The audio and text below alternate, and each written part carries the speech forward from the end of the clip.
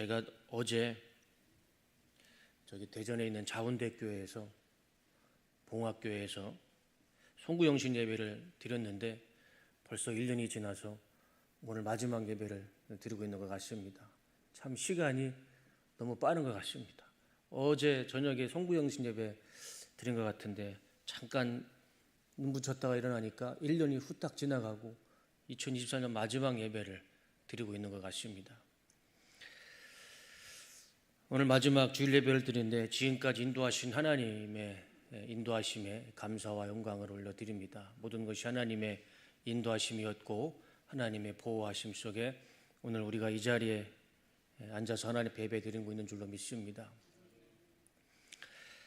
마지막 주일 오늘 본문을 통해서 두 가지 하나님의 은혜를 나누고 설교를 마치고자 합니다. 첫 번째는 죄를 깨닫고 기억하자입니다. 오늘 본문은 다윗이 자신의 조상들이 이집트에서 탈출하면서 시내 광야에서 40년을 머물면서 가나안 땅에 들어갔을 때 그 40년의 세월 가운데 하나님 앞에 어떠한 죄를 지었는지 그거를 일목요연하게 자세하게 풀어줍니다. 그게 시편 106편의 말씀이죠. 제가 한번 이 16편을 읽어보고 정리를 해봤습니다. 다윗의 관점으로 그들의 조상은 40년 동안 어떠한 죄를 지었는지 10가지로 제가 정리를 할 수가 있었습니다. 그 10가지를 제가 지금부터 말씀을 드릴 텐데 그 10가지의 죄 가운데 지금 내 삶 속에 지난 24년의 삶 가운데 나에게도 이런 모습이 있었을까 한번 살펴보는 시간이 됐으면 좋겠습니다. 첫 번째, 그들은 40년 동안 이런 죄를 지었습니다. 하나님을 거역한 죄를 지었습니다. 106편 7절 우리의 조상이 이집트에 있을 때에 주님께서 일으키신 기적들을 깨닫지 못하고 주님의 그 많은 사랑을 기억하지도 못한 채로 바다 곧 홍해에서 주님을 거역하였습니다. 네, 내려주세요. 하나님이 주신 기적도 깨닫지 못했고 자신들이 어떠한 죄를 지었는지 기억도 못하고 하나님을 거역하는 죄를 지었습니다. 두 번째는 하나님을 시험한 죄를 지었습니다. 14절 그들은 광야에서 욕심을 크게 내었고 사막에서는 하나님을 시험하기까지 하였습니다. 그들은 광야에서 배고프다 했을 때 하나님은 만나를 보내주셨고 고기가 먹고 싶다고 했을 때 고기를 내려주셨고 목마르다 했을 때 반석에서 물을 터쳐주었습니다. 그런데도 그들은 가는 곳마다 하나님을 원망했고 욕심을 부리지 말고 하루 먹을 만큼만 만나를 거둬라, 메추라기를 거둬라 그랬는데 이스라엘 사람들은 어땠습니까? 욕심대로 가득 챙겨놨다가 썩고 벌레가 생기고 탈이 나고 하나님을 시험한 죄를 지었습니다. 세 번째는 시기와 질투의 죄를 지었습니다. 이거는 다 하나님을 향한 죄였습니다. 그들은 또한 진 가운데서도 모세를 질투하고 주님의 거룩한 자 아론을 시기하였습니다. 모세와 아론을 무엇으로 누가 시기했습니까? 고라, 다단, 아비람 이 세 명이 모세와 아론에게 시기 질투를 합니다. 나도 너희들과 똑같은 레위인인데 왜 너희들만 지도자 행세를 하느냐? 우리도 지도자다. 그래가지고 고라를 중심으로 250명이 뭉치게 되죠. 그럴 때 하나님은 그들을 어떻게 심판하셨습니까? 땅을 가르셨어요. 250명이 다 땅이 그들을 삼켜버립니다. 네 번째는 하나님을 송아지로 바꾼 죄를 짓습니다. 17절과 18절 그들은 호렙산에서 송아지 우상을 만들고 부어 만든 우상을 보고 절을 하였습니다. 그들은 자기들의 영광이 되신 분을 풀을 먹는 소의 형상과 바꾸어 버렸습니다. 참 기가 막힐 노릇이죠. 하나님의 영광을 풀을 뜯어먹는 소로 영광을 바꿨던 거예요. 그들은 하나님을 송아지로 바꾼 죄를 지었습니다. 다섯 번째, 하나님을 잊어버린 죄를 짓습니다. 그들은 또한 이집트에서 큰 일을 이룩하신 자기들의 구원자 하나님을 잊어버렸습니다. 함의 땅에서 행하신 놀라운 이적들도 저 함의 땅은 야곱에게 주신 하나님의 은혜이고 기적이었습니다. 그러니까 조상 야곱에 주신 은혜를 잊어버렸고 홍해에서 행하신 두려운 일들도 그들은 모두 잊어버렸습니다. 그러니까 그동안 있었던 하나님의 놀라운 이적과 기적을 다 잊어버린 거예요. 여섯 번째, 하나님의 말씀을 불순종한 죄를 짓습니다. 그들은 주님께서 주신 그 좋은 땅을 천하게 여기고 주님의 약속을 믿지 않았습니다. 가나안 땅을 천하게 여겼죠. 그들은 장막에서 불평만 하면서 주님의 말씀에 순종하지 않았습니다. 가는 곳마다 그들은 하나님 앞에 원망과 불평했고 하나님의 말씀에 불순종하며 살았습니다. 일곱 번째, 바알 우상을 숭배한 죄를 짓습니다. 그들은 또 바알볼과 짝하고 죽은 자에게 바친 제사 음식을 먹었습니다. 이러한 행실로 그들은 하나님을 경노하게 하여서 재앙이 그들에게 들이닥쳤습니다. 그들은 하나님을 버리고 우상을 숭배하는 참 비참하고 처참한 죄를 짓습니다. 8절, 그 우상 숭배의 죄가 어디까지 가느냐? 여덟 번째, 귀신들을 위해 자식들의 죽인 죄를 짓습니다. 그들은 또한 귀신들에게 자기의 아들, 딸들을 제물로 바쳐서 무죄한 피를 흘렸으니 이는 가나안의 우상들에게 제물로 바친 그들의 아들, 딸이 흘린 피였습니다. 그래서 그 땅은 그 피로 더러워졌습니다. 참 놀라운 말씀이죠. 이스라엘 백성들이 가나안 땅에 들어가서 가나안 땅에 있는 몰렉 밀곰 우상에게 자신의 아들과 딸을 불에 태워서 바쳤습니다. 다윗은 그것을 지적하는 것입니다. 귀신들을 위해 자식들을 죽인 죄, 그래서 그 땅에 피로 물들인 죄를 지적하고 있는 것입니다. 아홉 번째, 음란의 죄를 짓습니다. 그런 우상 숭배를 하면서 그들은 그런 행위로 더러워지고 그런 행동으로 음란하게 되었습니다. 음란의 죄를 지었습니다. 그래서 열 번째, 이 모든 죄의 결과가 이렇게 나타났습니다. 주님께서는 그들을 여러 번 건져 주셨지만 그들은 자신들의 생각대로 계속하여 거역하며 자신들의 죄악으로 더욱 비참하게 되었습니다. 이 비참이라는 단어가 마카크라는 단어인데 몰락하다, 부패하다, 굴욕당하다는 의미입니다. 이 하나님 앞에 죄를 지어서 그들은 하나님 앞에 몰락하고 비참해지는 삶을 살았던 것입니다. 이것이 이 10가지의 이스라엘의 죄를 다윗은 106편에 통해서 지적하고 있는 것입니다. 이 10가지 이 죄악, 하나님 앞에 지은 죄. 지금 우리 내 삶 가운데 10가지 죄 앞에 혹시 몇 가지나 내 삶에 나타나고 보였는지 생각해 보면 저는 개인적으로 이 10가지가 다 있었던 것 같습니다. 그럼에도 불구하고 제가 이렇게 뻔뻔하게 이 강대상에 서서 하나님의 말씀을 전하고 있습니다. 참 부끄러운 삶이죠. 2010년에 출간한 책이 있습니다. 아프니까 청춘이다. 벌써 14년이 지났습니다. 진짜 어제 그 베스트셀러가 됐다고 한참 광고가 났던 것 같은데 벌써 14년이라는 시간이 흘렀어요.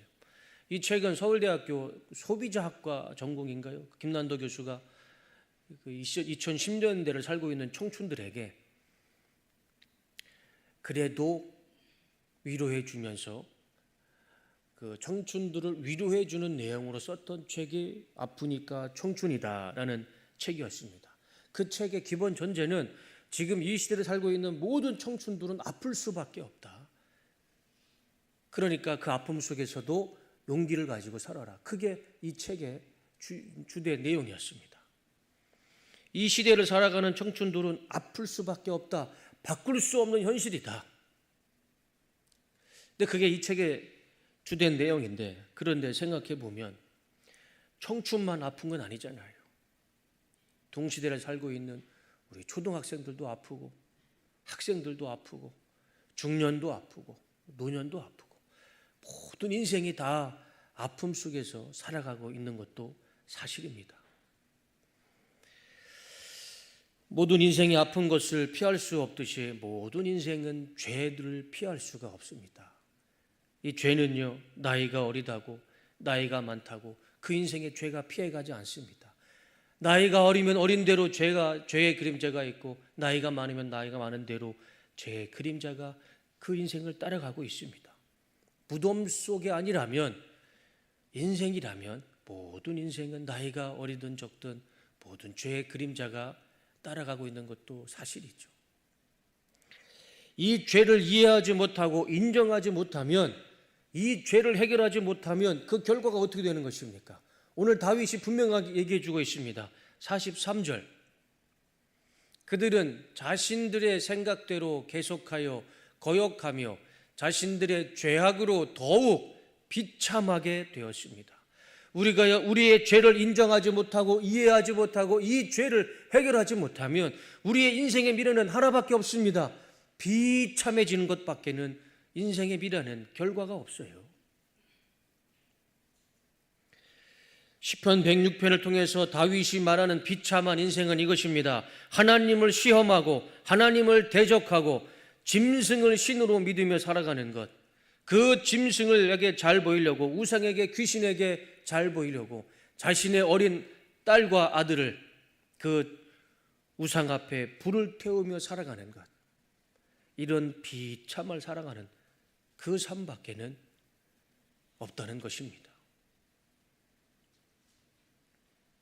그런데 왜 다윗은 자신의 조상들이 지은 이 죄를, 이 부끄러운 죄를 이렇게 자세하게 일목요연하게 설명을 해주고 있을까? 그 이유가 뭘까? 그 이유를 우리는 7절에서 알 수가 있습니다. 다 같이 읽어보겠습니다. 시작. 우리의 조상이 이집트에 있을 때에 주님께서 일으키신 기적들을 깨닫지 못하고 주님의 그 많은 사랑을 기억하지도 못한 채로 바다 곧 홍해에서 주님을 거역하였습니다. 잠깐 말씀 한번 놔둬보세요. 이스라엘의 조상들은 주님께서 일으키신 기적을 깨닫지 못했습니다. 주님의 그 많은 사랑을 기억하지도 못했습니다. 그래서 주님을 거역하며 비참한 삶을 살았습니다. 다윗은 이것을 기억하고 우리는 이렇게 살지 말자, 조상들의 잘못과 실수를 기억하고 깨닫고 반면교사 삼아서 우리는 이렇게 비참한 삶을 살지 말자, 그런 이유로 이 106편의 말씀을 기록했던 것입니다. 조상들의 죄를 깨닫고 기억하면서 우리는 이렇게 비참한 삶을 살아가지 말자.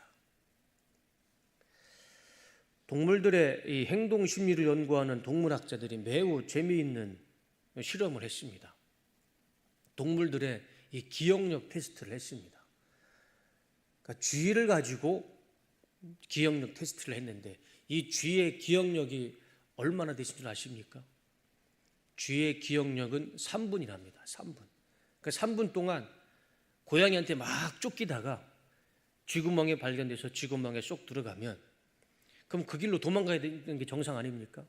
그런데 쥐는 3분이 지나면 다시 그 구멍으로 다시 나온답니다. 왜냐하면 내가 왜 그 구멍에 들어갔는지 3분이면 잊어버리는 거예요. 밖에 고양이가 있는지 없는지, 자기가 고양이한테 쫓겼는지 그것도 다 잊어버리고 다시 쥐구멍에서 나왔을 때 고양이한테 잡혀먹는답니다. 그래서 쥐는 딱 3분. 물고기 붕어의 기억력을 테스트했답니다. 아시죠? 붕어의 기억력은 얼마나 됩니까? 3초랍니다. 3초.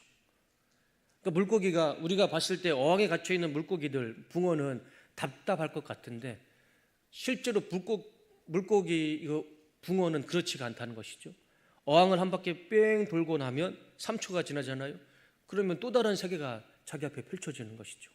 딱 3초의 기억력이랍니다. 그럼 어항 속에 갇혀있는 붕어는 답답하지가 않은 거예요. 3초만 지나면 또 다른 세계가 펼쳐진다는 것이죠. 그러면 사람의 기억력은 얼마나 될까요? 사람의 기억력은요, 죽을 때까지 그 기억이 사라지지 않는답니다. 천국에 갔다 온 사람들의 간증을 들어보면 신기한 것이 발견되죠. 이 생에 살았던 사람들이 천국에서도 이 생의 기억을 가지고 있어요. 천국에 갔다 온 사람들의 간증을 들어보면 그것을 듣게 됩니다. 그러니까 사람의 기억력은 영원할 수 있다는 것이죠. 다 기억할 수는 없겠지만 부분적이라도 이 사람의 기억력은요, 영원할 수 있다는 겁니다. 그리고 그 기억의 용량도요, 어마어마하답니다.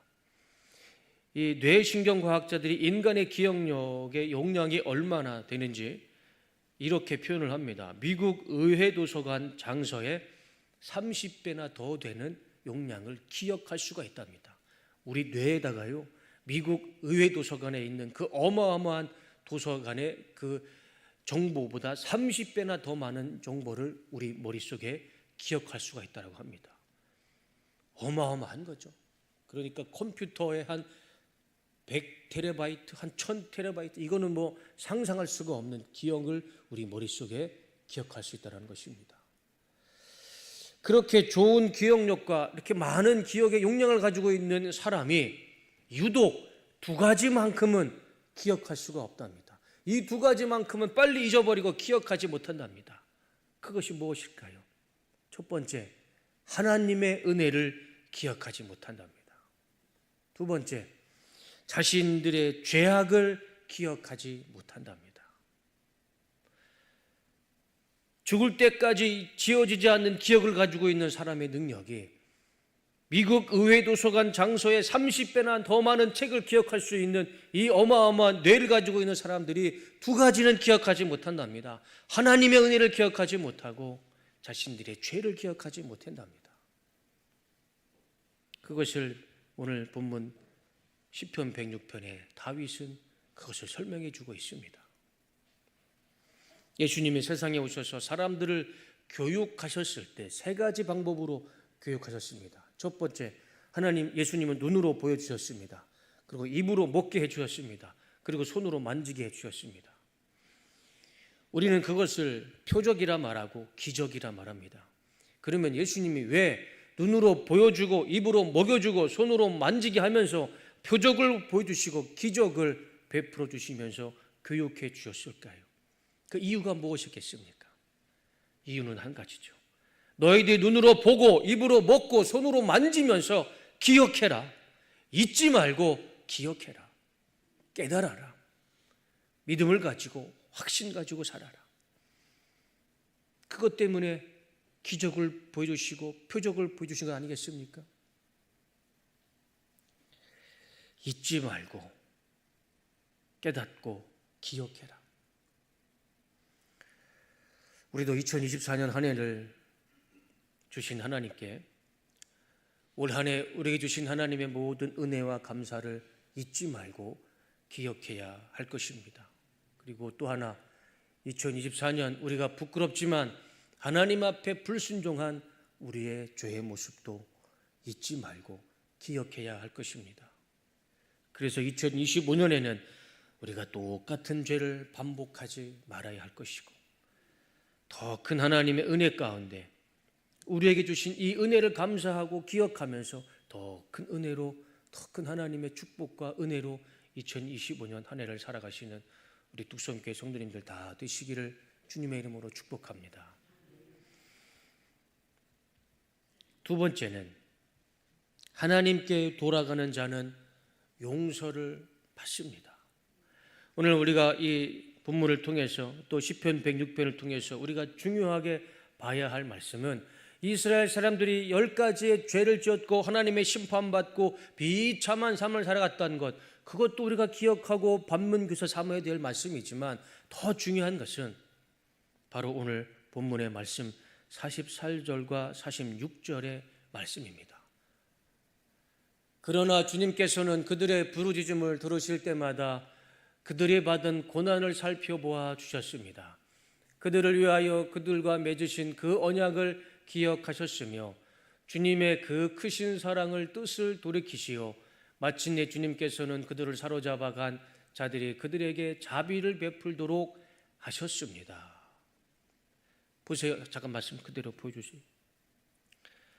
주님께서 그들의 부르짖음을 들으실 때마다 그들이 10가지의 죄를 지어서 비참한 생활을 하고 있을지라도, 죄 가운데 있을지라도 그들이 하나님께 돌아와서 하나님께 부르짖고 회개할 때마다 하나님은 그들의 고난을 살펴주셨습니다. 그리고 그들에게 언약했던 그 언약을 기억하셔서 크신 사랑으로 하나님의 뜻을 바꿔주셨어요. 마음을 고쳐주셨습니다. 그리고 그들에게 자비를 베풀어 주셨습니다. 우리가 이 말씀을 기억했으면 좋겠습니다. 우리가 올 한 해 하나님 앞에 2024년 우리가 알게 모르게 지은 죄가 분명히 있습니다. 그렇지만 그 죄를 오늘 하나님 앞에 회개하고 하나님 앞에 부르짖었을 때 하나님은 우리의 회개 가운데, 기도 가운데 우리의 모든 죄를 용서해 주시고 바꿔주셔서 우리에게 자비를 베풀어 주실 줄로 믿습니다. 새 포도주는 새 부대에 담는 것이 맞습니다. 2024년 올 한 해 있었던 모든 죄를 우리 하나님 앞에 회개하고 깨끗하게 비운 다음에 2025년에 새롭게 주실 하나님의 은혜를 새로운 마음과 새로운 부대에 담으시는 우리 성도님들 되시기를 주님의 이름으로 축원하고 축복합니다.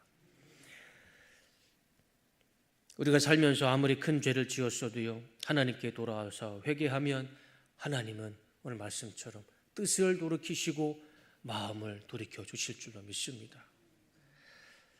반대로 우리가 죄를 깨닫지 못하고 회개하지 못한다면 43절의 말씀처럼 우리의 인생의 미래는 한 가지밖에 없습니다. 비참한 인생을 살아가는 인생밖에 없을 것입니다. 우리가 하나님 앞에 돌아와 회개하고 기도할 때에 하나님은 우리의 은혜를 베풀어 주시고 우리에게 자비를 베풀어 주실 것입니다. 프랑스의 황제 나폴레옹이 어느 날 한 마을을 이렇게 지나가는데 갑자기 어떤 한 어린 소녀가 이 나폴레옹이 타고 가는 말 앞에 넙죽 엎드려서 울면서 하소연을 합니다. 폐하, 불쌍한 저의 아버지를 살려 주시옵소서. 이 나폴레옹이 이 어린 소녀에게 물어봅니다. 아버지가 무슨 죄를 지었길래 그러는 아버지를 살려달라 이야기를 하느냐. 그랬을 때 이 소녀가 이런 이야기를 합니다. 아버지가 죄를 지어서 사형 선고를 받았고 지금 죽음을 기다리고 있습니다. 그럴 때 이 나폴레옹이 옆에 있던 부관에게 가서 이 소녀의 아버지가 어떤 죄를 지었는지 알아보라고 시킵니다. 그래서 부관이 이 아버지의 죄를 왜 사형 선고를 받았는지 이유를 알고 나폴레옹에게 설명해 줍니다. 이 소녀의 아버지가 지은 죄가 이거였습니다. 이 아버지는 소작농이었습니다. 주인의 땅을 빌려서 농사를 짓고 1년 동안 추수를 해서 그 주인이 요구하는 그 모든 세금과 추수한 곡식을 주인한테 다 정량을 바쳤습니다. 그런데 이 주인이 세금을 더 요구한 거예요.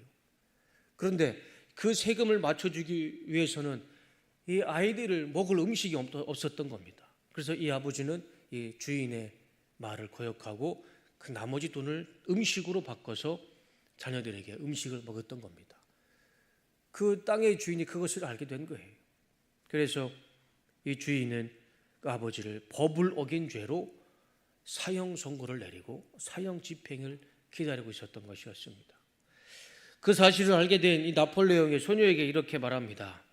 내가 너의 딱한 사정은 알겠지만 아버지가 나라법을 어겼으니 나도 어쩔 수가 없겠구나. 그러자 소녀가 다시 한번 울면서 호소합니다.